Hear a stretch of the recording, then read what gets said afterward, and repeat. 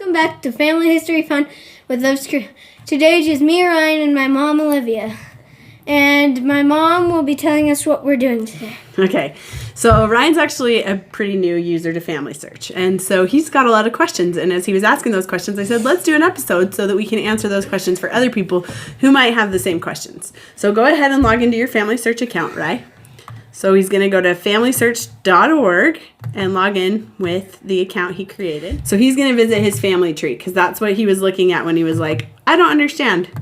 So when we get to his tree, we'll talk about some of the questions he had. Why don't you zoom in a little bit? How do I add my sister and stuff? Okay, so this is an important question to understand with FamilySearch. FamilySearch is meant for deceased people.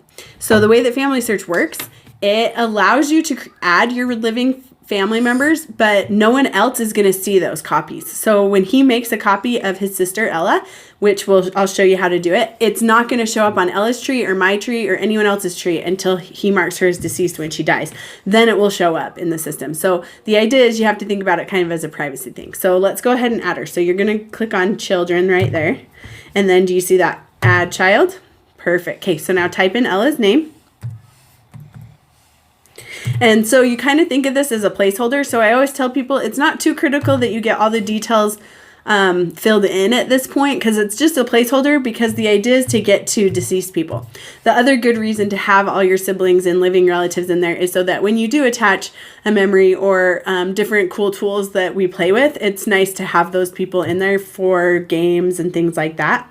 But remember, it is a private person, so it's not critical that you get everything, all the information. So a name is really enough for this point. So then just mark it as living. Okay, now once you have name, a gender, and whether they're deceased or living, it'll let you hit next. Now go ahead and create the person because it looked in its system and said, oh, we don't have a person because it's a living person.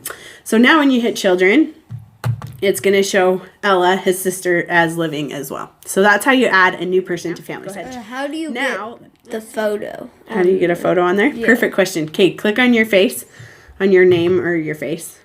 No, not right click, just regular. Yep. Okay, now click on your name again. How do you get a photo? I like that. Okay, now click on the picture. Replace photo is how you're going to be able to change it to a different photo.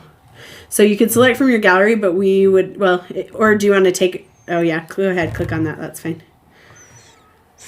That's going to select your gallery from your FamilySearch album, which he doesn't have anything in there right now, so that won't work. The best thing to do for this would be to take it on your phone with your app and save it to your FamilySearch Memories app, and then you can have it in there and you can switch it out. So that would be the easiest way to do that. Can I add one on Ella's? Add a picture?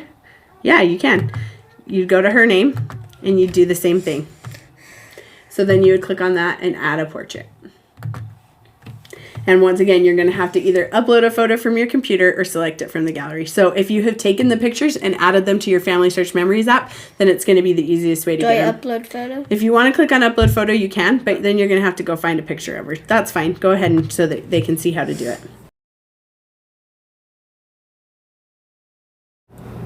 There's one. Okay.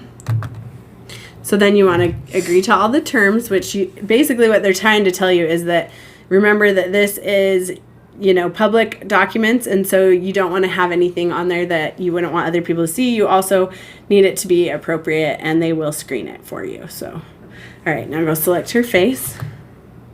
Drag it up. Very good. Oh, you dragged the photo. Okay, another thing to remember is, once again, this is just a copy of her on his tree, so it's not going to change it on her tree. It's just going to change it on his. It will take, see that? That just means that it's going to take some time. It's